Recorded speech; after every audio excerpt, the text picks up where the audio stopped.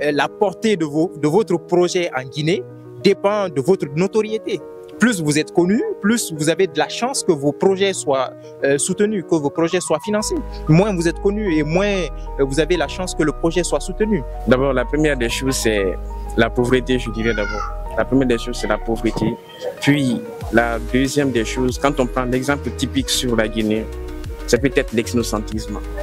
L'ethnocentrisme joue un grand rôle déjà là-dedans parce que si vous dirigez vers un ministère, par exemple, à la recherche d'un travail, bon, d'abord, on vous regarde physiquement, puis après, maintenant, les noms aussi parlent. Si on me voit tous les suite, je suis de teint noire et que je ne suis pas totalement blanc, bon, totalement clair de peau, et que j'ai un nom là, ils diront non, lui c'est un soussou. Ou bien j'ai un nom camarade, ils diront non, lui c'est un malinqué. Donc, et s'il s'avère que c'est un peu qui est derrière les comptoirs pour me recevoir, il dira non, je ne veux rien faire pour lui. Et s'il s'avère aussi que c'est un malinqué qui est derrière et que je m'appelle par exemple Ba et j'ai un nom Ba, donc c'est déjà perdu d'avance. Alors, l'un des deuxièmes problèmes, c'est l'ethnocentrisme. Et l'un des troisièmes problèmes, je dirais maintenant que c'est la malgouvernance au fait. La malgouvernance. Et quand on dit malgouvernance, vous, quel cas particulier? Bon, d'accord. La trahison des élites, par exemple, parce que nous choisissons le plus souvent des cadres en les faisant confiance et qu'ils réussiront à nous sortir de nos dilemmes. Mais bon, il s'avère que ce sont d'abord eux-mêmes les vrais baleines de l'histoire. Ce sont eux-mêmes d'abord qui nous trahissent. Ils nous poignardent dans le dos. En tant que jeune Africain, comment définissez-vous la réussite? Bon, en tant que jeune Africain, je peux définir la réussite comme une manière d'atteindre ses objectifs. D'accord. Alors, en tant qu'Africain, moi, je sous-entends en termes réussite le fait d'atteindre l'objectif. C'est-à-dire, quand on se fixe un objectif, le fait de l'atteindre jusqu'à être joyeux de ce fait. Donc, c'est ce que moi j'appelle réussite. Bon, moi je me dis que la réussite, c'est un état d'épanouissement, c'est un état de satisfaction de soi. Un état de satisfaction de soi dans la mesure où vous êtes dans une situation où vous n'avez pas à envier les autres, vous vivez la vie que vous rêvez de vivre et ça va. La santé aussi, c'est très important. Mais comme je l'ai dit, c'est la chose à retenir, c'est la satisfaction de soi. Être satisfait de soi-même, c'est cela la réussite, c'est cela la quintessence de la réussite. Bon, la réussite, c'est le travail. C'est dans le travail qu'on peut réussir, c'est-à-dire l'engagement dans ce qu'on fait.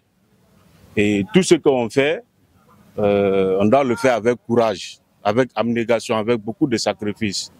Donc la réussite pour moi ici, c'est le fruit d'un long travail, à ma manière de comprendre.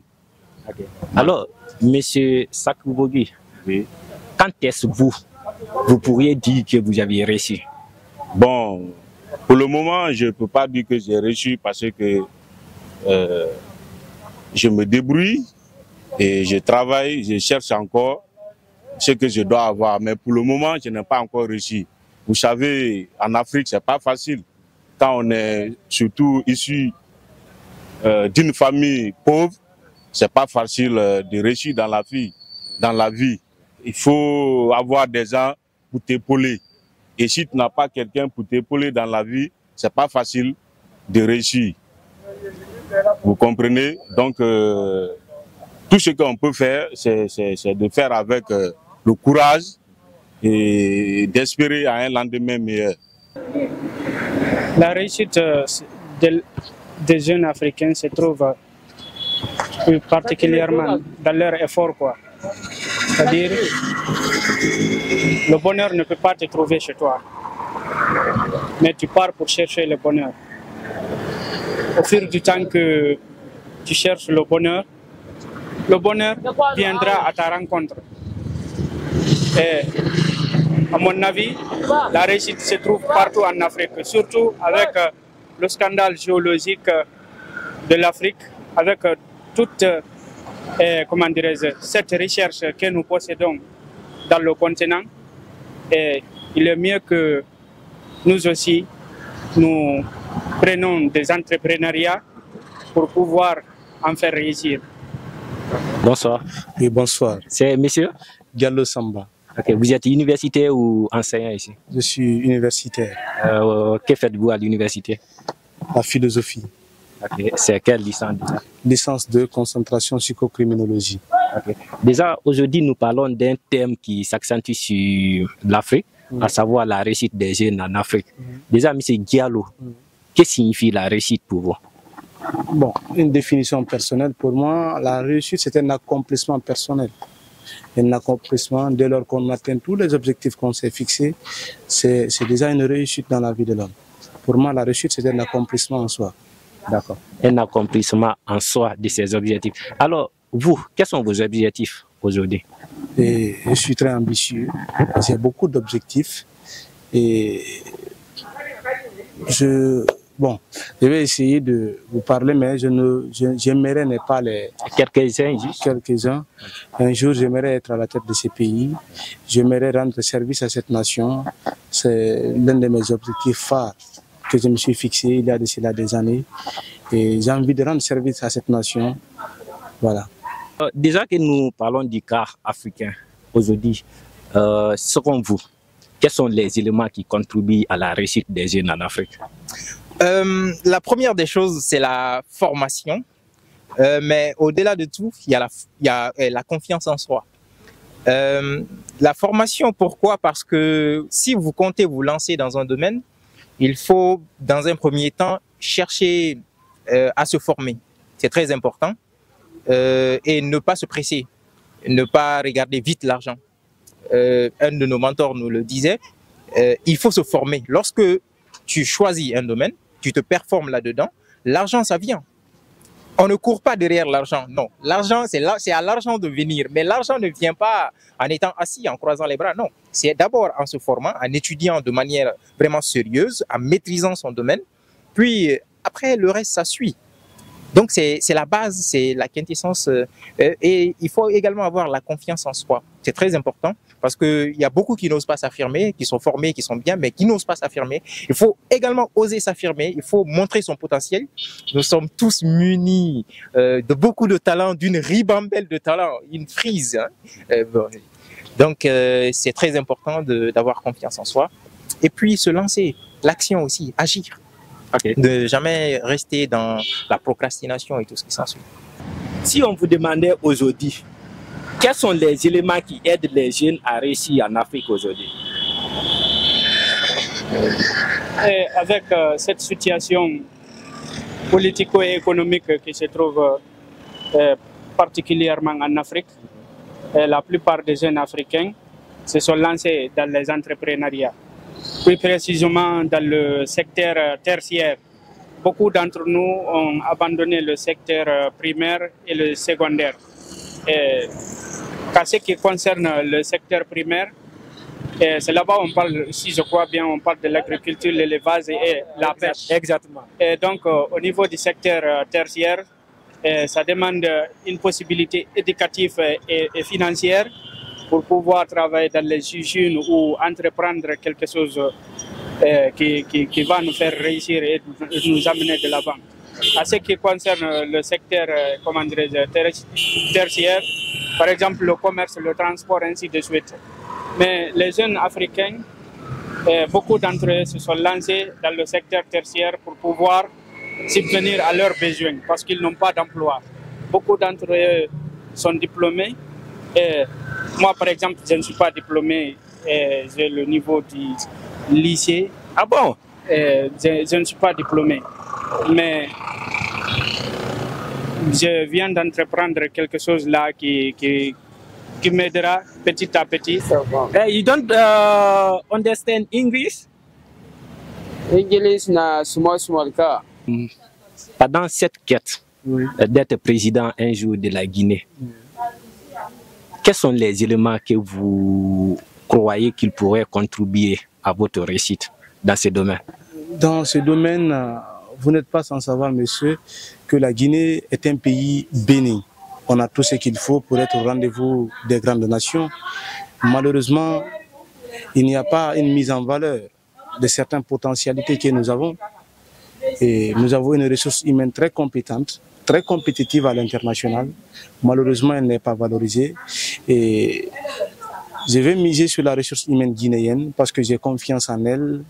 Je sais de quoi elle est capable. Quand je vous dis la ressource humaine, la véritable ressource humaine, parce que de nos jours, nous voyons dans l'administration et même dans le secteur privé, les personnes, la ressource humaine qui est là n'est pas tellement compétitive. C'est pourquoi cette défaillance dans tous ces secteurs de l'économie, dans tous ces secteurs de la politique guinéenne. Donc, il faut quand même revoir ça. Je vais miser sur la ressource humaine. Okay. Déjà, vous, quels sont vos objectifs? D'accord. Alors, en parlant d'objectifs, j'en ai plein. Okay. Bon, quelques-uns. D'accord. Comme exemple, le fait de devenir un politicien. Okay. Mais maintenant, là, je dirais devenir un criminologue. Un criminologue. Un criminologue. Ok. Du coup, en vous voyant, quels sont les éléments qui contribuent à la réussite des jeunes en Afrique? Bon. Alors, moi, je pense que à ce niveau, la première des choses, d'abord, il faut vraiment une volonté politique de l'État. Il faut vraiment que l'État s'y investisse parce que on ne peut pas réussir comme ça, de se faire comme ça en Afrique. Les autres pays, par exemple, quand on prend l'exemple sur les pays européens, ils n'ont pas réussi comme ça. Il a fallu que le gouvernement, d'abord, que l'État d'abord s'y investisse à fond, que l'État travaille physiquement, mais aussi moralement, que l'État s'y investisse à fond, avant même de parler de réussite. Donc, de ce fait, il faudrait d'abord, comment dirais-je, la volonté de l'État. Si l'État s'y investit, je suis sûr que nous aussi, nous sommes sûrs de pouvoir réussir. D'accord. Maintenant, est-ce que vous aviez d'autres aspects ou d'autres solutions que vous envisagez pratiquer au cas où l'État n'apporterait pas des solutions? D'accord. Alors, la solution pour moi, c'est l'entrepreneuriat jeune directement. Si jamais l'État ne fait rien, il va falloir que nous aussi nous prenions en main notre destinée. C'est-à-dire en pratiquant des activités que nous financerons nous-mêmes et que nous exercerons nous-mêmes. C'est-à-dire il y a l'agriculture, il y a l'élevage et il y a beaucoup d'autres trucs. Donc l'entrepreneuriat, c'est le mot. Ok. Alors aujourd'hui, quels sont les obstacles que les jeunes rencontrent pendant les quêtes de succès en Afrique? Bon, d'abord, la première des choses, c'est la pauvreté, je dirais d'abord. La première des choses, c'est la pauvreté. Puis, la deuxième des choses, quand on prend l'exemple typique sur la Guinée, c'est peut-être l'ethnocentrisme. L'ethnocentrisme joue un grand rôle déjà là-dedans parce que si vous dirigez vers un ministère, par exemple, à la recherche d'un travail, bon, d'abord, on vous regarde physiquement, puis après, maintenant, les noms aussi parlent. Si on me voit tous les jours, je suis de teinte noire et que je ne suis pas totalement blanc, bon, totalement clair de peau, et que j'ai un nom là, ils diront non, lui c'est un soussou. Ou bien j'ai un nom camarade, ils diront non, lui c'est un malinqué. Donc, et s'il s'avère que c'est un peu qui est derrière les comptoirs pour me recevoir, il dira non, je ne veux rien faire pour lui. Et s'il s'avère aussi que c'est un malinqué qui est derrière et que je m'appelle par exemple Ba et j'ai un nom Ba, donc c'est déjà perdu d'avance. Alors, l'un des deuxièmes problèmes, c'est l'ethnocentrisme. Et l'un des troisièmes problèmes, je dirais maintenant que c'est la malgouvernance, au fait. La malgouvernance. Et quand on dit malgouvernance, vous, quel cas particulier? Bon, d'accord. La trahison des élites, par exemple, parce que nous choisissons le plus souvent des cadres en les faisant confiance et qu'ils réussiront à nous sortir de nos dilemmes. Mais bon, il s'avère que ce sont d'abord eux-mêmes les vrais baleines de l'histoire. Ce sont eux-mêmes d'abord qui nous trahissent. Ils nous poignardent dans le dos, en fait. Donc, la malgouvernance, là, je parle là de la trahison, je parle là de la corruption, je parle là de l'envie personnelle de s'enrichir de nos cadres, en fait. Oui, il y a beaucoup de difficultés, il y a beaucoup d'obstacles, pas seulement en Afrique, mais partout dans le monde. Pour le cas particulier de l'Afrique. Ouais, pour le cas particulier de l'Afrique, on en parlera. Mais ce qu'il faut retenir pour l'instant, c'est que les difficultés, on en trouve partout et dans tout. Hein? Et rien n'est facile dans le monde. Et personnellement, alors vous, quelles sont les difficultés que vous rencontrez aujourd'hui sur le chemin de votre réussite? C'est ce que je dis, j'en viens. Cela ne veut pas dire que je ne vais pas répondre à la question. Je viens du général au particulier. Il faut suivre le sens, la logique de mon raisonnement. Je veux globaliser d'abord les difficultés, bien avant de parler du contexte africain, purement guinéen. Pour ce qui est, alors, puisque je suis contraint, je suis obligé d'y aller. Il faut être un peu bref. D'accord, il n'y a pas de problème. Ah bon, vous m'avez choisi, hein, vous savez, bon, non, on aime beaucoup parler, nous sommes des juristes. Alors, des difficultés, il y en a plein. D'abord, il y a des manques de moyens. Ça, c'est une difficulté majeure. L'extrême pauvreté qu'il y a dans le pays.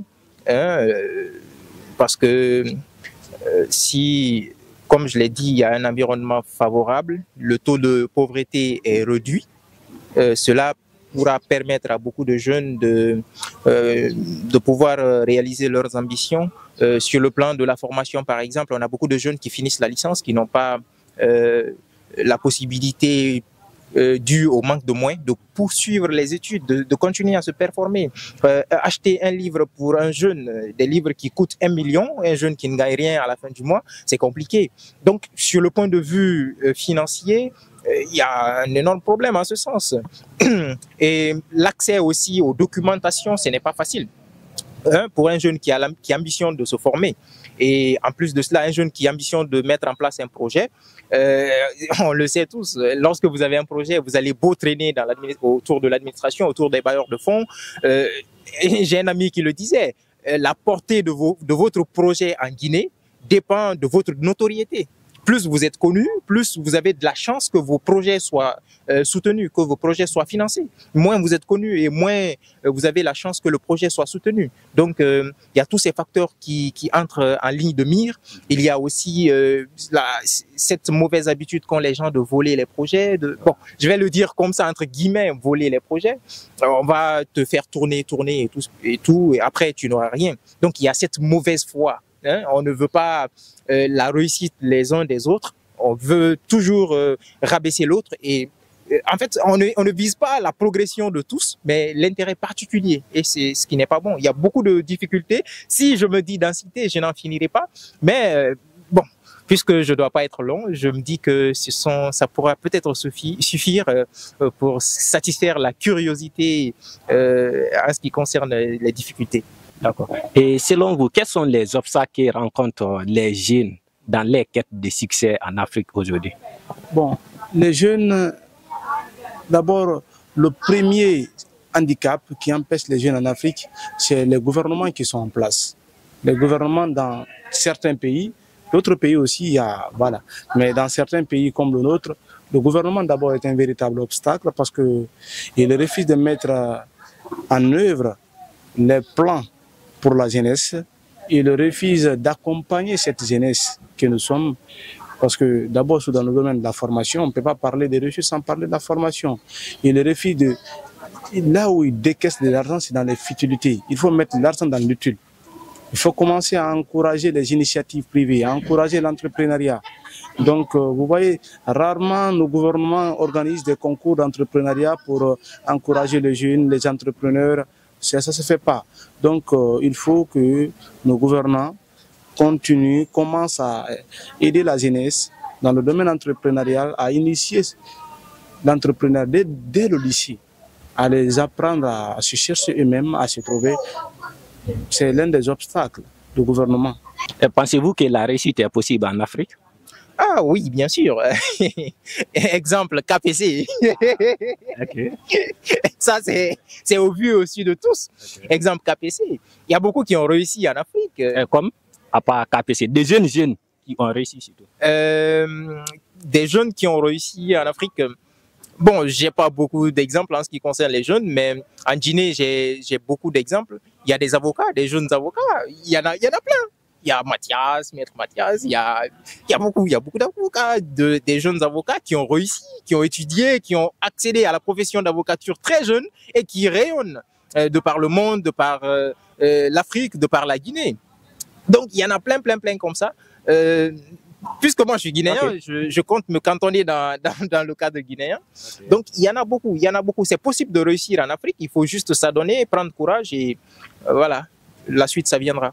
Déjà, en faisant ces illustrations, connaissez-vous des jeunes Africains qui ont réussi sur le continent? Oui, il y en a. Comme qui, par exemple? Bon, des jeunes, je vais prendre... Qui vous inspirent aussi?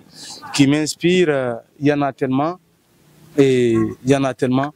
Bon, je vais prendre l'exemple sur un cas guinéen, Djiba Milimono. Il n'a pas réussi d'abord, on ne peut pas dire qu'il a complètement réussi, mais c'est un acteur, c'est un modèle à suivre. C'est un journaliste qui est dans l'entrepreneuriat, qui est dans les initiatives privées. C'est un modèle qu'il faut suivre. Djiba est un modèle. Bakary Gabi, le président de Sogibek, le PDG, c'est un modèle. À Amadou Kourouma, président d'Amafou-Guinée. Ce sont des personnes qu'il faut suivre. On a aussi le fils de Sonoko, qui est le fils de Abdul, le fils de... Voilà, ce sont des personnes qu'il faut suivre, des véritables modèles dans le domaine entrepreneurial qu'il faut suivre. C'est des jeunes, c'est des véritables acteurs du développement socio-économique en Guinée. Et si on vous demandait quelles leçons avez-vous tirées de leur parcours que vous utilisez dans votre vie aujourd'hui? Et surtout, un jour, j'ai eu affaire avec le président Amadou Kourouma, ici dans la salle amphithéâtre de Bitam Syrian. Son message, c'était de continuer à travailler, la persévérance. C'est la résilience surtout. On ne peut pas réussir en un seul jour. Il faut tomber plusieurs fois, se relever, continuer à avancer. Continuer à avancer, il ne faut jamais se décourager, c'est d'accepter les échecs. C'est ça. Ok. Et l'autre question aussi qu'on s'est dit, que pensez-vous des nouvelles technologies et de l'innovation dans la création d'emplois pour les jeunes aujourd'hui? Et ces nouvelles techniques de l'innovation, de l'information, la technologie de l'information peut être un véritable atout pour la jeunesse si elle s'adonne, parce que vous n'êtes pas sans savoir de nos jours, tout est numérique, tout est informatisé. Il faut juste s'adonner. Il faut juste s'adonner, c'est pour quand même, je vais à travers votre micro dire à certains jeunes qui ont eu le bac ou même qui sont même à l'université ou au lycée de s'adonner à l'informatique, de s'adonner quand même au numérique, parce que l'avenir de notre monde, c'est le numérique. C'est le numérique et le numérique peut être un véritable potentiel de développement. Avec votre web, c'est purement numérique, donc ça peut être à travers ce web dans les prochaines années, vous pouvez être un véritable acteur, vous pouvez créer plusieurs emplois directs et indirects, donc c'est pour vous dire que l'avenir de notre monde, c'est le numérique. D'accord. Et en dernier, comment voyez-vous l'avenir de la jeunesse africaine pendant les 10 prochaines années? Et j'ose croire, dans les 10 prochaines années, ça va aller parce qu'elle commence à prendre conscience, et elle commence à comprendre et les enjeux de notre monde. Elle commence à comprendre qu'elle doit être un acteur de développement, elle ne doit plus être un spectateur. Donc elle commence à comprendre dans certains pays, notamment comme le Burkina et le Sénégal, la Côte d'Ivoire. Nous voyons que la jeunesse est dynamique. En Guinée aussi, en Guinée certains jeunes sont très dynamiques. Nous voyons la jeunesse commence à comprendre dans 10 ans. J'ose croire que la jeunesse sera un véritable pilier de développement socio-économique. D'accord. Est-ce que vous avez un dernier mot? Un dernier mot, c'est de dire aux Guinéens d'accepter de se donner les mains. Nous sommes un peuple, très beau peuple, et nous avons toutes les potentialités pour être au rendez-vous des grands, comme je l'ai dit tantôt. Et Dieu nous a donné tout ce qu'il faut. Acceptons-nous, aimons-nous vivants. C'est dans ça qu'on peut s'épanouir tranquillement, c'est dans ça qu'on peut vivre éternellement en paix. Et j'ose croire que ce jour-là viendra où les Guinéens se saliront comme des frères, où on ne va plus considérer Ba et Tolno, Ba et Kaba, Sidibé et Kanté, parce qu'ils sont ça, mais on va les juger, on va porter une image sur eux à travers leurs compétences, à travers ce qu'ils sont réellement. Et j'ose croire que la Guinée s'en sortira. Merci beaucoup.